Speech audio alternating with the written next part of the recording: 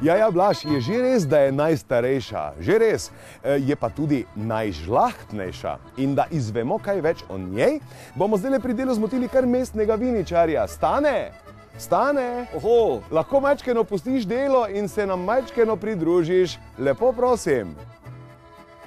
Stane, živjo! Hoj! Živjo! Glej, na staro trto na Mariborskem Lentu se najbolj spomnimo jeseni, takrat, ko je trgatev. To so splošne težave vseh vinogradnikov, ko je treba karkoli resneje delati, početi, takrat ni nikogar blizu, ko pa je trgatev, takrat pa je druga zgodba. Več kot 4 stoletja stara trta že živi z nami, tukaj na obrežju Drave.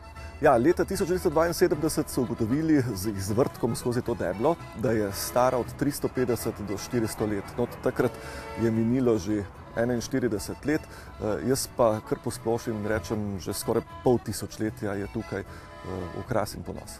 Vino stare trte konča v takšnih le majhnih, prav posebnih stekleničkah. Ja, to so stekleničke, ki jih je oblikoval Oskar Kogoj, posebej za ta namen. V njih se napolni to vino, to počnejo na Fakulteti za kmetijstvo in biosistemske vede na Meranovem. Potem pa seveda gre to v trezorsko vinsko klet gospodarja, torej mariborskega župana, in je namenjeno protokolarnim darilom, izključno. Kdo vse pa je že prejel stekleničko najstarejše? Kar nekaj je prejemnikov. Mogoče bom izbral samo nekaj tistih najbolj znanih, recimo papež Janez Pavel II. Jo je dobil, pa dobil jo je ameriški predsednik Bill Clinton, pa dobil je japonski cesar Hirohito, pa naš štajerski rojak, malce severne, Arnold Schwarzenegger, pa zanesljivo še kdo.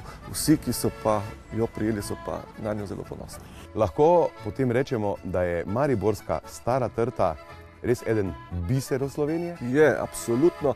In ob tem lahko povzamem samo enega izmed kolegov, novinarja nemškega časopisa, ki je povedal, da je najstarejša žlahtna vinska trta na svetu edini presežek Maribora svetovnega formata. Jaz to ponovim in podpišem.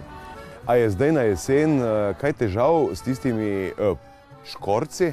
Ja, pridejo. Tisti po zraku in tisti po tleh. Za tiste po zraku je pravzaprav nekaj običajnega, ampak imajo raje kakšne bližnje vinograde.